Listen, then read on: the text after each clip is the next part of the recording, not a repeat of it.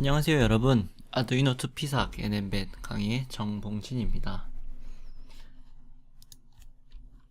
이번 강의에서는 엠베드와 피삭을 이용하여 프로그램을 짜는 데 있어서 필요한 기초 C 언어에 대하여 알아보도록 하겠습니다. 그럼 시작하겠습니다.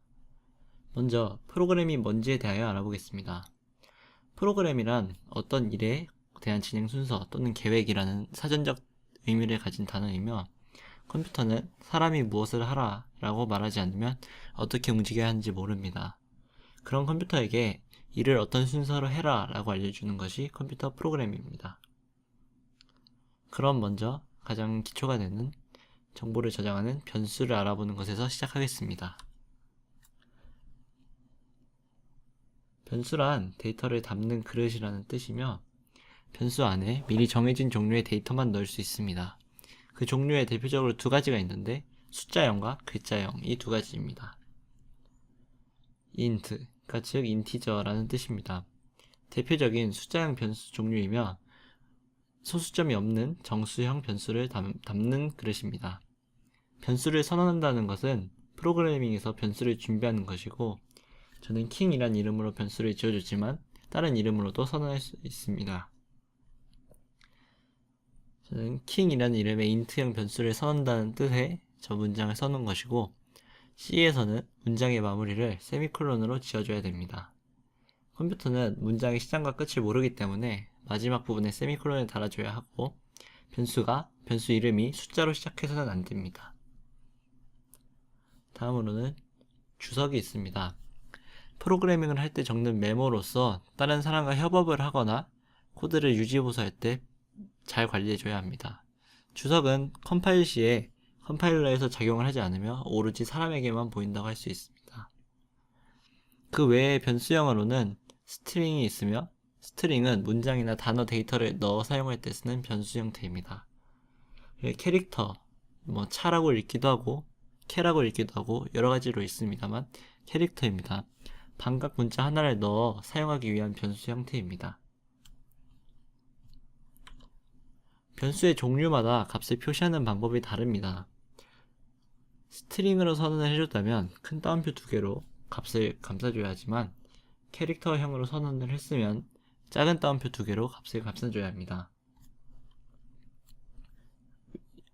지금 보시는 소스처럼 변수를 선언하는 동시에 값을 넣어줄 수도 있습니다. 다음으로는 함수에 대해서 알아보겠습니다. 함수란 프로그래밍에서 사용되는 일종의 도구입니다. 어떤 문장이 어떤 특정한 동작을 수행하는 부분이 계속 반복될 때 그 부분을 매번 작성해줘야 한다면 매우 귀찮을 텐데, 그런 부분을 도구화 시켜놓음으로써 한번 불러오는 식으로 사용할 수 있습니다. 지금 보시는 소스를 제가 만약에 자주 사용한다고 치면, 저 소스를 만약에 10번을 사용한다고 하면 저 부분을 함수화시키지 않는다면 저 부분을 쓸 때마다 10번씩 작성해줘야 합니다. 그렇게 되면 매우 비효율적이 될 텐데요. 함수는 자주 사용될 만한 코드들을 이렇게 도구화 시키는 것을 말합니다. 안에 코드를 일일이 쳐줄 필요 없고 저 함수를 어떻게 사용하는지만 알면 됩니다.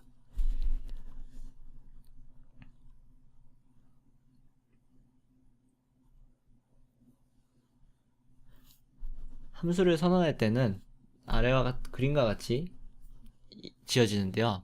일단 이 함수의 이름은 hello라는 이름을 가진 함수가 되고, void는 결과가 반환되는 변수형을 설정해 놓은 것입니다. 함수 옆 소괄호 부분에 함수가 실제로 실행되는데 필요한 변수를 넣어주고, 중괄호로 구성된 부분이 동작과 관련된 코드가 들어가는 부분입니다. 이렇게 문장을 써준다면 함수를 실행한다는 뜻입니다. 위에서 보시다시피 이 4줄짜리 코드를 사용하는, 아까 위에서 보셨던 4줄짜리 코드를 만약에 hello라고 지정하고 이 함수를 실행한다고 치면 이렇게 hello 괄호 이렇게 써준다면 됩니다. 저 괄호 안에는 함수를 실행하는데 필요한 재료가 들어가야 되고, 만약에 없다면 비워놓으시면 됩니다. 만약 필요한 재료가 있다면 저 소괄호 안에 값을 넣어줘야 합니다.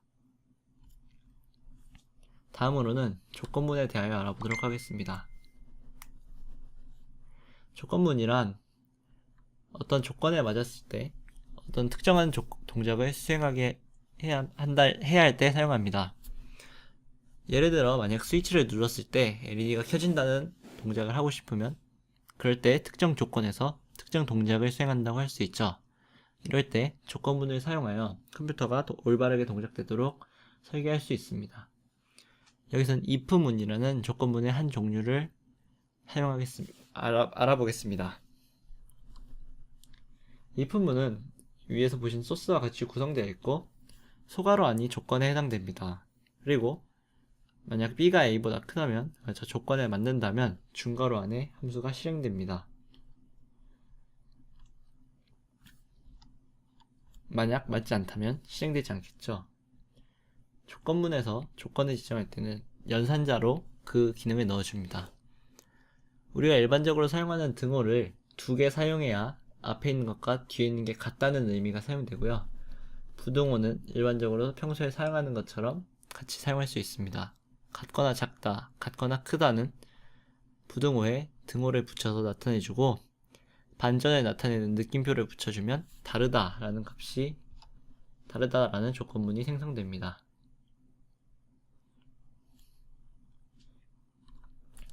else는 조건이 틀릴 때 다른 동작을 하도록 할 때 사용됩니다. 조건이 맞다면 king 함수가 실행되지만 이 구문에서는 저 조건에 맞지 않다면 queen이라는 함수가 실행됩니다. 만약 else 부분이 없었다면 조건이 맞지 않을 때 그냥 다음 부분으로 넘어가게 될 것입니다. 다음으로는 반복문에 대하여 알아보겠습니다. 반복문이란 이름 그대로 특정 작업을 일정 횟수만큼 반복하게 하는 구문입니다.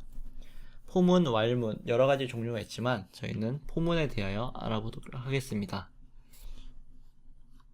포문의 구조는 아래와 같습니다. 포, 중괄호를 열고 총 3가지의 조건이 들어가고 그 다음 가로를 닫은 뒤 중괄호를 열어 실제 들어갈 함수를 설정해 줍니다. 포문의 소괄호 안에는 카운터 변수를 설정하는 부분, 반복되는 조건, 그리고 반복이 될 때마다 어떤 조건을 실행할지 알려주는 구문이 3개가 들어가는데요. 포문의 첫 번째 소괄호 부분에는 i라는 변수를 선언함으로써 컴퓨터가 이 함수를 몇 번 반복했는지 확인하고 세미콜론으로 구분된 두 번째 부분에는 포문의 소괄호 두 번째 부분, 즉 저 부분은 조건이 맞는 경우에만 반복하는 뜻입니다. 만약 저 조건이 틀린다면 반복이 멈추고 다음 구문으로 넘어가게 됩니다. 그 다음 세 번째 부분은 저 부분 조건이 맞을 때 무한 반복되는 부분을 말해줍니다. 저 부분은 i++, 즉 i의 값을 1씩 증가시킨다는 뜻입니다. 이 함수는 i가 3보다 작을 때까지 반복하게 돼 있으며 한 번 동작할 때마다 i의 값이 1씩 증가하므로 총 3번 수행된 뒤 반복을 멈출 것입니다. 증가 연산자와 감소 연산자 2개가 있으며 반복 구문에 저 연산자를 사용하여 조건을 맞춰줄 수 있습니다.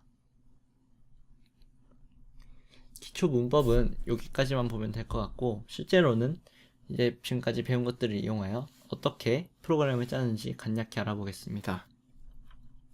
피사과 엠베드 둘 다 API 문서를 가지고 있습니다. API 문서라 함은 개발자가 프로그램을 짤 때 이 함수는 이렇게 사용하고 어떤 조건이 있으며 어떤 변수를 넣어줘야 하는지 설명해 준 문서입니다. 저희는 먼저 피사걸 예제로 한번 확인해 보겠습니다. 피삭의 핀을 구성하는 기본 API 문서의 API 부분이며 지금 함수를 여러 개 나와 있는 걸 알 수 있습니다. 그러면 아까 보셨다시피 지금 이 부분에 uint8 pin_read 가로 void라고 나와 있습니다. 여기서 uint8은 이 데이터 값이 어떤 값으로 리턴 되는지를 알려주는 값이며 pin_read 이 부분은 핀의 현재 값을 읽는 함수를 말합니다. 그럼 저 pin_read라는 함수를 조금 더 자세히 알아보기 위해 한번 넘어가 보겠습니다. pin_read는 관련된 거기에 물리적으로 연결된 핀의 스테이터스 레지스터의 값을 읽어서 그 값을 리턴 시켜주는 핀입니다. 여기 함수를 어떻게 사용하는지 예제가 나와 있는데요. 이 부분에 보시면 부호 없는 8비트 인티저형 변수를 하나 선언한 뒤에 주석이 나와 있습니다. 현재 디지털 핀의 상태를 읽습니다. 그 뒤 그 부분을 핀 스테이트라는 아까 선언한 부호 없는 8비트 변수형에 넣어줍니다. 이 함수는 그냥 실행만 시켜준다면 간단히 핀의 현재 값을 읽을 수 있는 그런 함수이며, 다른 API 문서 역시 비슷하게 구성되어 있습니다. API 문서를 잘 참고하시면 쉽게 개발을 할 수 있으며 개발에 드는 시간 역시 줄어들 수 있습니다. 그러면 5강 C 언어 강의는 여기서 마치도록 하겠습니다. 감사합니다.